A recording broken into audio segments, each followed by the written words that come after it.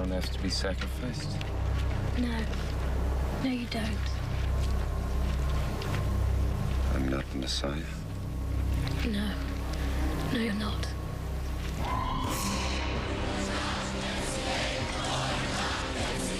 You are going against Jesus Christ, who was a perfect man. We're talking about God, the creator of the world and the universe.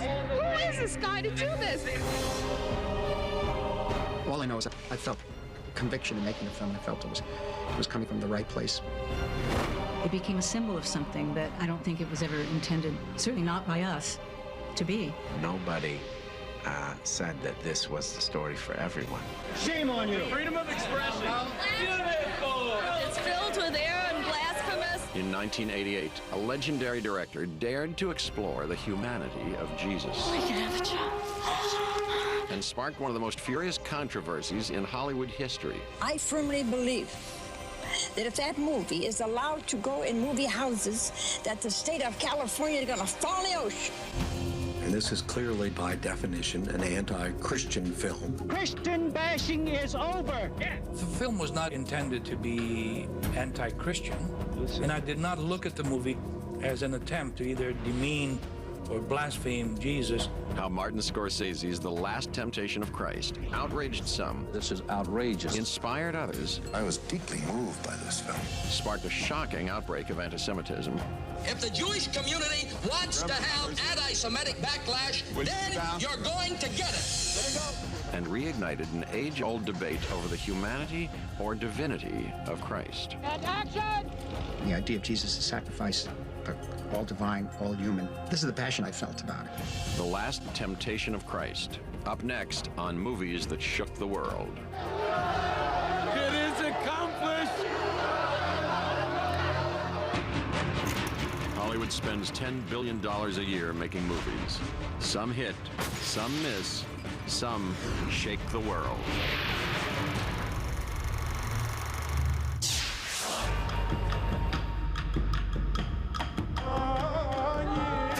The Last Temptation of Christ opened in August 1988 to raves. Thought it was absolutely great, and I'm a believer in Christ.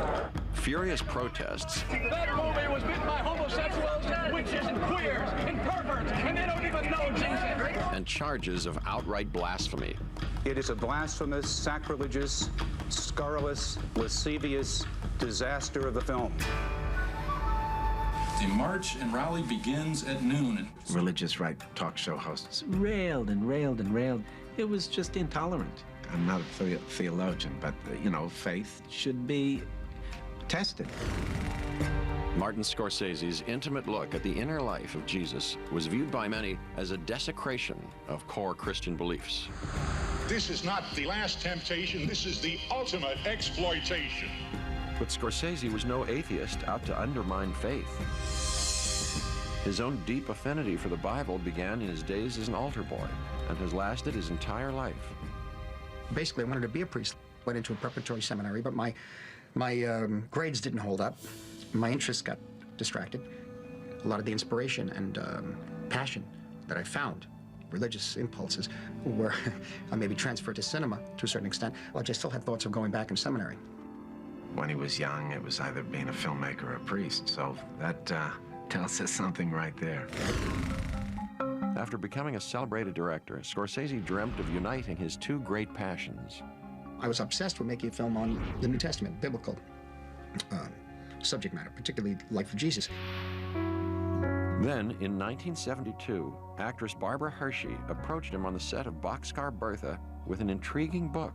This book was Cousin Zacchaeus' Last Temptation of Christ, and it deals with the immediacy of who Jesus is and the concept as a Catholic and as Christians, Jesus is fully divine and fully human. I realized that he was very religious and spiritual, and I said, you should read this book and you should make a film of it. And he told me later, I said, that I should play Mary Magdalene, which I don't remember saying, but it sounds like me. Nikos Kazantzakis, the Greek author of The Last Temptation, was almost excommunicated for imagining Jesus as a man with flaws, doubts, and even sexual fantasies. That book from the beginnings had controversy all over it. Broadly speaking, it was about exploring the human side of Jesus. As Jesus suffers on the cross, he imagines a happily married life with Mary Magdalene. What's that? A wedding ceremony. Who's getting married? You are. It's an exploration. It's a dream sequence. And it's that simple. And in the book, the last temptation really is life. The honor to get to live, to do the things that we do. The last temptation of Christ is not sexuality, it's not power, it's living the life of a normal human being. We can have a child. Sexuality is part of that gift. And I think that's what probably disturbed a lot of fundamentalist groups, I think, to deal with that issue. To Martin Scorsese, Kazantzakis' fantasy raised an age-old question. How could Jesus have been both fully human and fully divine? I was never crucified. I never came back from the dead. I'm a man like everybody else. Quiet. Why are you telling these lies? And if Jesus then suffered for us and understood our pain and suffering, then how could he if he was fully divine? He's real like us. Don't you see?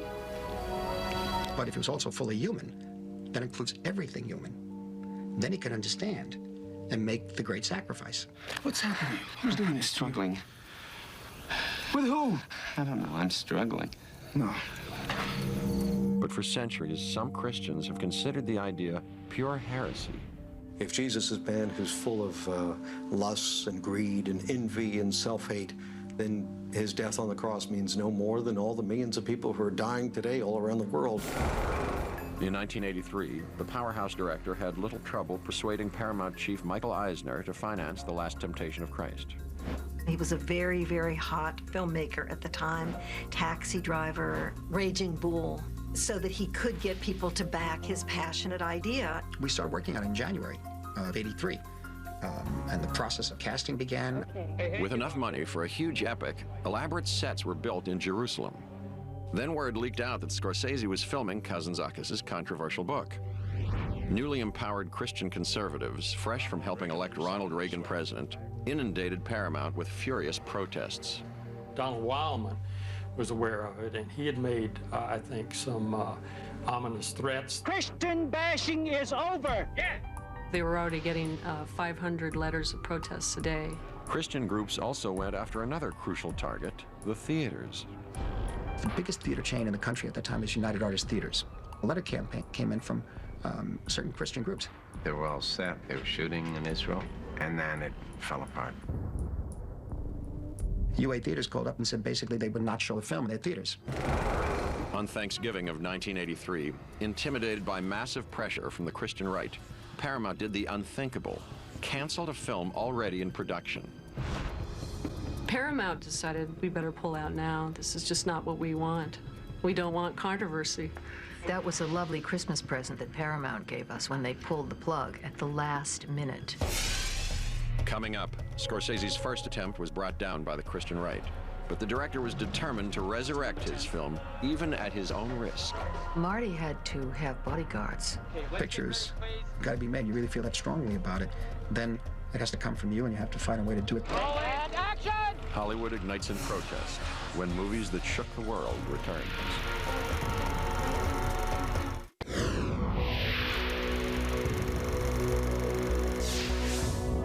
Martin Scorsese's first attempt to film The Last Temptation of Christ ended when Paramount was pressured to pull the plug. But 5 years later, a determined Scorsese convinced Universal to give him another chance. That same year, they made Do the Right Thing with Spike Lee, and they also did Born on the 4th of July with Oliver Stone. So they were making films they felt that had something to say. But Universal's budget was a fraction of the original, which ironically contributed to the film's gritty realism. We shot in Morocco, and it was very arduous. We had hardly any money. We all worked for scale. We had no niceties. It was very threadbare. Okay, ready? Let's go. And roll it. And action. Everything had to be done quickly. It was not the way that Marty usually works. Marty, this isn't like making a movie. It's like being in the character. Hey, Joe, let's go. I'm going. I'm trying to hurry. Come on, it's 10 to 2, 10 to 2. 10 to 2, I know. Here. Oh, my God. And action! Imagine a big biblical epic. You'd see lines of Roman soldiers. I had 5 guys. 5 guys. And these 5 soldiers would, you know, come up. And then we swish pan over, and another 5, and swish pan over, and another 5. It's all the same 5. Same 5 men. And then they attack.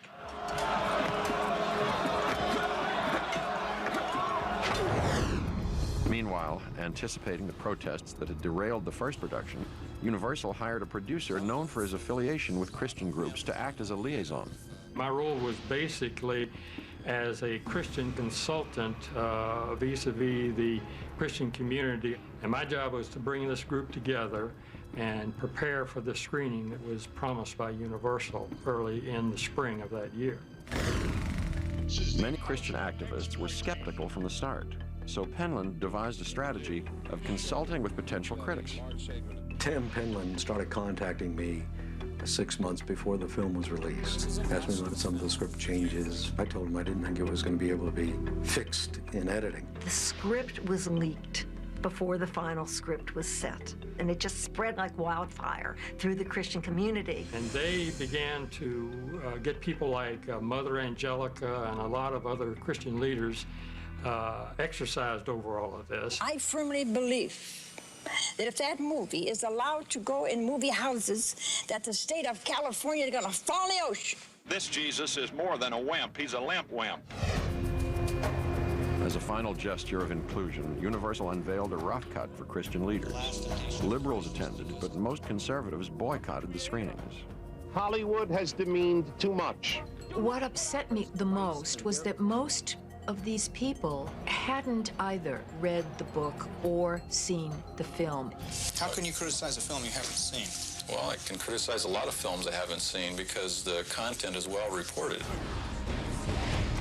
As outrage grew among Christian conservatives, Tim Penland, hired to prevent protests, quit to become a protest leader himself.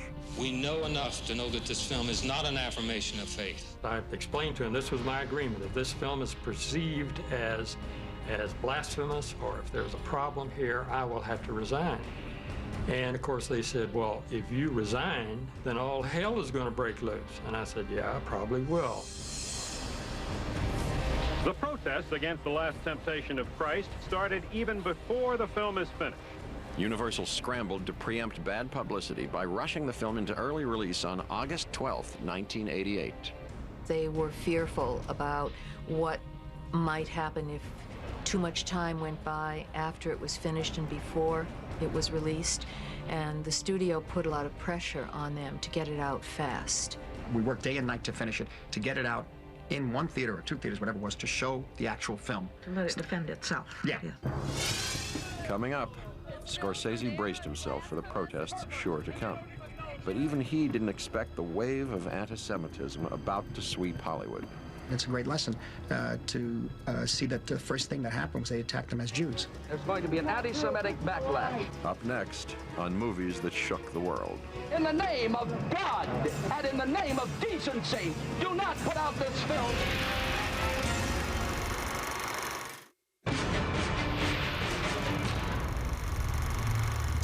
The Tempest over The Last Temptation of Christ. The motion picture is being released ahead of schedule today. It's filled with air and blasphemous. I don't know what these people are talking about. They should see the movie first. You couldn't drag me into that trap. Chicago, same thing. Big crowds, big protests. They are ridiculing my God. It's not right. It is not blasphemous. Martin Scorsese should be canonized. Honey, I'm not going to judge you. No, honey, but hell is wide open. August 1988. Amidst growing outrage by conservative Christians, Martin Scorsese's The Last Temptation of Christ finally premiered to mostly glowing reviews. I don't have to be sacrificed. No. No, you don't. I'm not the Messiah. No. No, you're not. I thought it was a great film. I believe he made a great spiritual film. My late partner, Gene Sisco, picked it as the #1 film of the year. So there was a real division of opinion. But good reviews only fueled the fury of Scorsese's detractors. Church leaders demanded that Universal withdraw the film. Otherwise, they said, Christians everywhere should boycott it. The leader of Campus Crusade for Christ suggested that Universal sell him all the copies of the film so he could destroy them. This sort of thing is going to happen to the movie screen. There were two New York policemen standing on either side of the screen to protect the screen from someone who might want to slash it or throw paint on it. And I said, that is so cool. The movie that has to be protected by the New York's finest. In Paris, there was a clash during the night between police and demonstrators protesting the film The Last Temptation of Christ. Hundreds of people gathered in the streets demanding that the film not be shown. At one theater, police said protesters set off tear gas and attacked the projection booth. Scorsese actually had death threats from people who felt that he had committed a sacrilege. Furious critics turned their wrath on the studio's Jewish executives. There's going to be an anti-Semitic backlash. Meanwhile, because the head of Universal's parent company is Jewish, a few protests became anti-Jewish. The head of MCA, who was Lou Wasserman, who was Jewish, they came to his house, picketed, burned him in effigy, and claimed that it was a Jewish plot against Christianity. In the name of God! The demonstrations that were done in front of Lou Wasserman's house, I was very surprised. I guess it's my naivete, and it's a great lesson to see that the first thing that happened was they attacked them as Jews. On a television talk show, Hymas repeated his message. Sit down. If the Jewish community wants to have anti-Semitic backlash, then you're going to get it. It was a horrible outburst of anti-Semitism, and this was very ironic that this was a Jewish plot against Christianity when the makers of the film were all Christians. But while conservative Christian groups reviled the film, many mainstream denominations heaped it with praise. William Four of the National Council of Churches likes the picture. And I think the film does an admirable job of then raising the question, to what extent are you willing to follow God's will? I never felt I was so close to Jesus in watching this film. And I think it is beautifully done. Archbishop Moore, Episcopal Archbishop at the time, at St. John of the Divine, said the same thing. He was prepared to dislike it, but felt it was really a religious film. I've been around a long time, but I was deeply moved by this film. It was a real spiritual experience for me. The Last Temptation of Christ earned Scorsese a Best Director nomination in 1989. But the religious right had successfully flexed its newfound power, and the industry followed suit. For years, stores like Blockbuster refused to carry the film. I used to go in and wherever I was and always ask for it, try and make a point about it, but... You won't find it at Walmart? Yeah, so it's not easily It's not being shown, so it's not available. A chastened Hollywood shied away from overtly biblical films, while Christian conservatives mobilized to promote their own values on the screen. It got people of faith and values throughout every corner of the entertainment industry to come out and say, we want to now do things that reflect our faith and values. And you've got movies going all the way from Luther to The Passion of the Christ. Mel Gibson felt galvanized that he needed to do a positive portrait of the gospel. Ironically, Hollywood's new fear of religious controversy forced Mel Gibson to work outside the system. That's why Mel Gibson, with The Passion of Christ, no distributor would even talk to him. You know, he couldn't get at the time of day. So he had to use all of his own money. Christian organizations are credited for pushing The Passion of the Christ up to $600 million at the box office. And all of that money came in now to Mel Gibson's pocket rather than a major studio. So I think it was a great irony what happened with that film. Some worry that major studios will never again risk making provocative films about the life of Christ. The legacy of the film may be a political legacy to put our country in a more conservative mode so that a film like this in the future might not have been able to see the screen. In the end, the passions unleashed by Martin Scorsese's The Last Temptation of Christ illustrate the unique power of film to engage and enrage the spiritual imagination. I think The Last Temptation of Christ is the greatest testament of how powerful a film can be. Oh, it is a blasphemous film. I mean, there's no doubt about it. Actually attacking the character of God. It's a film that people do come up to me and say it was a very important film for them. So let's say that's evidence that it moved people. Welcome me home. I want to be your son.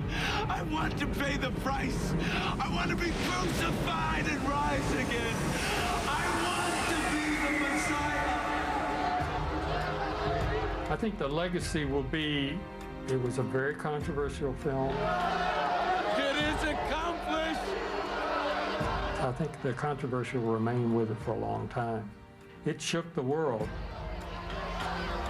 And then I realized I have to pull away all that goes in making a film and think about what the elements are that prompted you to do the thing in the first place, which was my own concerns about what Jesus means, what it meant, what he means in the modern world, and in the future of being human.